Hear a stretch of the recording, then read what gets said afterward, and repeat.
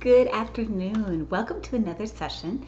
Today we're going to be talking about arguments versus opinions, or opinions versus arguments, depending on what way you look at it. Essentially, what we want to do though is dissect a little bit of what the difference is between an opinion and an argument. So to start with, an opinion is an emotional claim and typically can be quite rigid and narrow in nature. Additionally, an opinion is based on a judgment based on facts.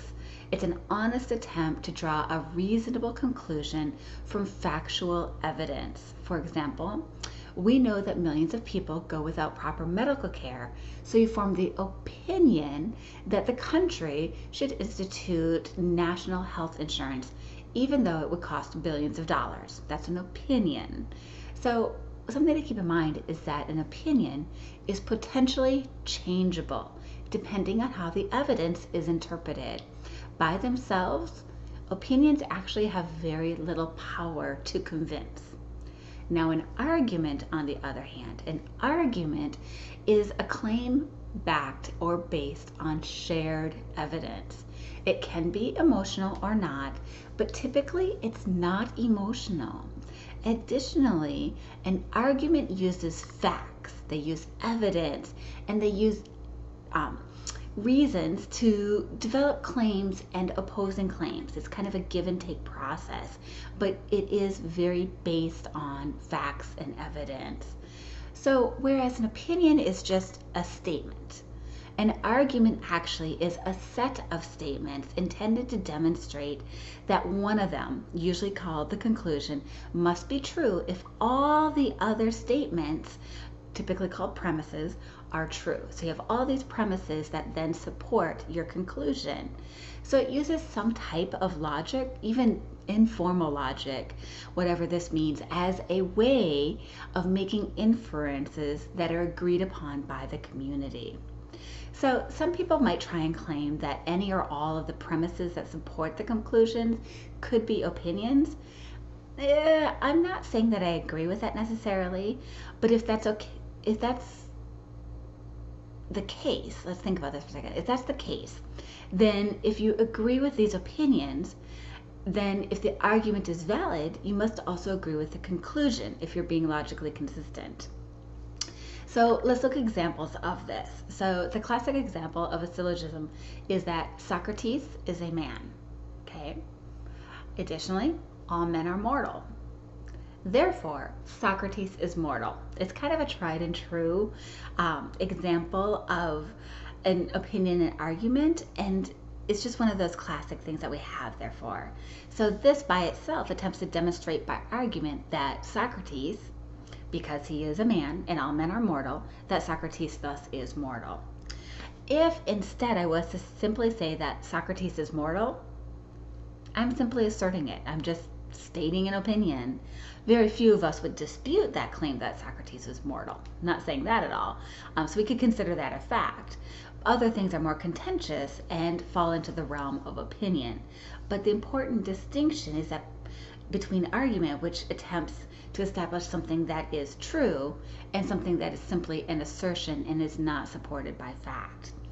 So as we know, arguments can be deductive, they can be inductive, or they can be abductive, which is theory-based. You don't need to remember any of that, please don't. But it is one of those situations where you think about, and it's like an example of deductive reasoning would be that A causes B, okay, and then B causes C. Therefore, A equals C. That gets a little tricky as you move forward to it, but you can kind of see the reasoning behind it a little bit. Additionally, an abductive argument, which is that theory realm, may or may not be true. And individuals in the academic world and so forth spend their entire lives trying to prove or disprove theory. But the great thing about it that moves it out of the opinion realm is the fact that it can be tested and retested again. The unique qualifier for opinions is that because they're an opinion, you can't test them for truth. You don't necessarily know what, if any, facts are there to support that. So thinking about opinions and arguments, we want to stay in the realm of arguments for a few more moments and stuff, and we actually want to talk about the differences between that which constitutes a strong argument and that which is a weak argument. So let's think about strong arguments for just a moment. A strong argument is one that's going to use multiple sources for evidence. Okay, it's going to keep answering the question of why. It's going to be supported. You could have something to back it up.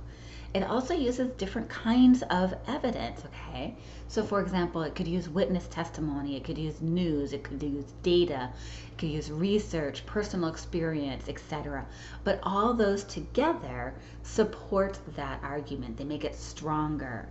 Additionally, a strong argument will fully cite the information it uses as its sources or as its evidence.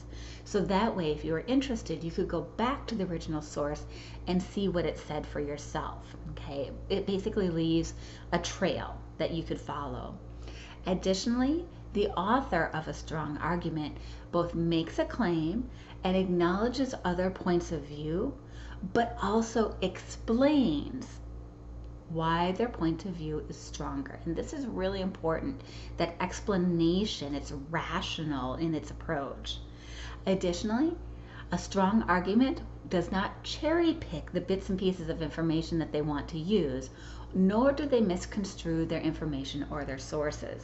Okay, they're very upfront about the strength or weaknesses of their particular argument, and a strong argument presents all the facts, including those that might be seen as being a little bit weaker, because it actually is in the interest of full disclosure.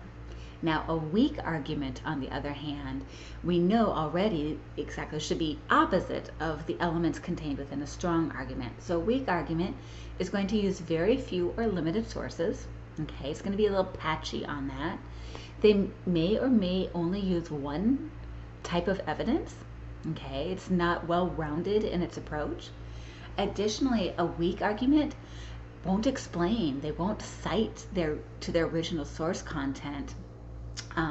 And there probably will actually be a lack of trail that you could follow. It's going to be kind of hit and miss as you go through this. Additionally, a weak argument either will not acknowledge or it won't respect others' point of views. Okay, a strong argument, and I'm going to revisit this again because this is really important in my opinion. A strong argument takes the time to acknowledge the value and that the other point of view is being heard, but provides rational reasons as to why the strong argument is the stronger of the two. So if that makes sense, a strong argument makes a claim and acknowledges other points of views and also explains why their point of view is stronger, whereas that weak argument either doesn't acknowledge it or doesn't respect others' points of view. And the final element of a weak argument is that the author oftentimes will twist or cherry pick information sources, changing their meaning to suit their particular argument, and which is oftentimes tied to not showing the evidence behind that. So it's really a unique structure that comes together when we're critiquing information, when we're looking at information, that we want to look for that strong argument. An argument is not a bad thing. It's not a shouting match. It's not anything like that. As we typically think of an argument between two people, that's not what we're talking about here. We're talking about an argument of information where we're analyzing whether or not it's supported, it's cited, it's actually well-rounded in its approach. It has facts, reasons, explanations to support it, versus a weak argument that does not contain any of those elements. So that actually moves us into the next homework. So we're going to be revisiting, homework 3 coming up in the next day or two. And this is going to be an opportunity for you to explore a little bit the strength or weaknesses of our old friend, thevirusmyth.com.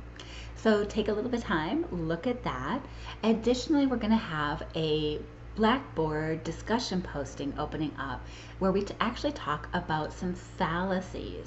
And a fallacy, just in case you didn't know, is actually a mistaken belief that is based on an unsound argument or it can be a failure in reasoning that renders an argument invalid. So we're going to be looking at some of those in the upcoming discussion posting, and they should actually be a lot of fun. I hope you have a great time with them. I had fun putting them together. If you have any questions, as always, do not hesitate to reach out to me.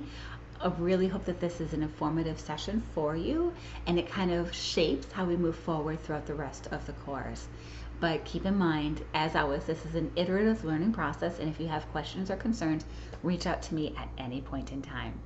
Thanks so much, and this was Opinions versus Arguments.